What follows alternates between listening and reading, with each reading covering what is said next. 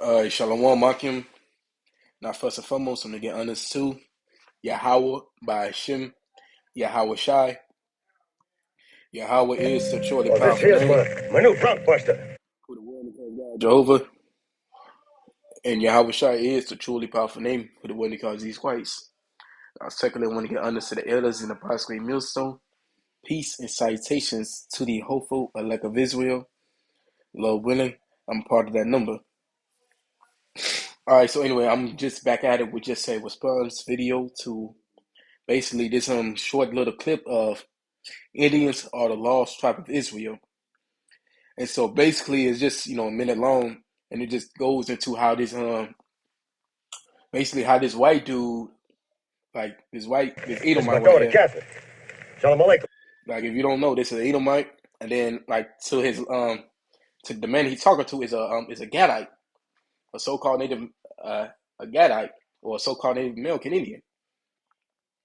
And so he was basically like what he's going into. He's basically going to explain to him how you are Israelite, and you know how this dude, how basically Jake get. He be like, no, no, no, I'm not no Israelite.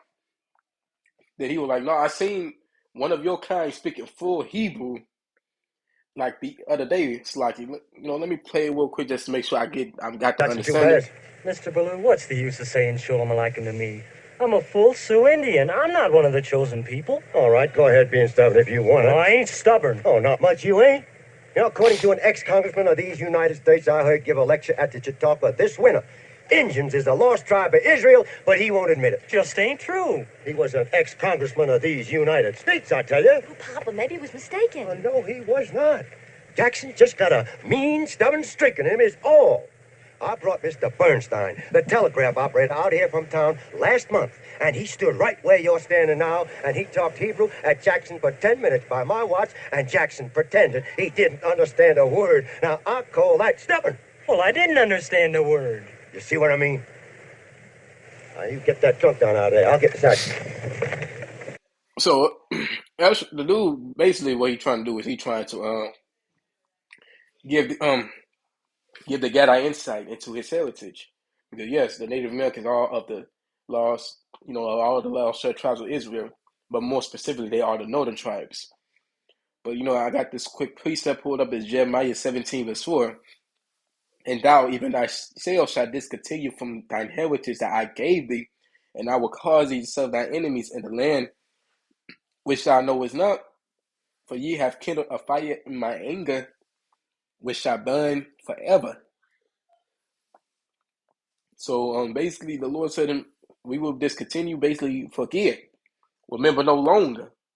Basically, we'll be known as bywords and proverbs, bywords and proverbs, such as Negro, nigger, African American, black,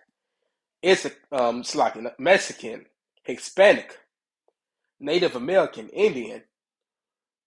Like them are all them are all words that were placed upon us because we forgot our heritage. Like we don't like it's even more proof. You can go into the Apocrypha. This second Ezra 13 verse 40. Those are the 10 tribes which were carried away prisoners out of their own land in the time of Uzziah, the king, whom Salmanazar, the king of Assyria, led away captive, and he carried them over the waters, and so they came into another land. So this is during the Assyrian captivity, and the only ones who was going through that was the northern tribes. But they took this counsel among themselves that they would leave the multitude of the heathen of Slovakia and go forth into a further country where never mankind dwells. So basically, they will be in this whole new land, that's prospering. You know, it it makes you think of it makes you think when Cristobal Colon came over here. Like he said, this land when he came over here, he knew this land was rich. He knew this land was rich in the minerals, in the stones, in the elements. It was rich. Like And so lucky. I just want to add that because it just shows you that the Lord, that just like how the Lord can set everything up, man. Verse 42, that they'll keep their statues which they never kept in their own land because they was in captivity. So they was, they even had to like the northern tribes even had came up with the had to start speaking the new like the not the Salakia, not the Paleo Hebrew, but the Assyrian Hebrew. They had to start. They started using that because of the captivity they was under, and they enter into the into Euphrates by the narrow places of the river. For the Most High then showed signs for them, and held still the flood till they will pass over. For through that country there was a great way to go, namely of a year and a half, and the same region is called Alsoeth. So that's the true name of America, Alsoeth. And it takes a year and a half to get there. Like it's not no like it's not hard to understand. Like it's not hard to understand. I believe Luke 2, I think like verse 35. I believe this is what's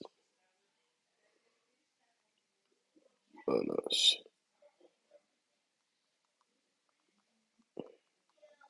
I just want to bring this out real quick because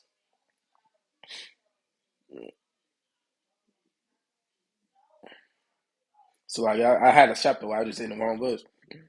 But Luke 2 verse 30.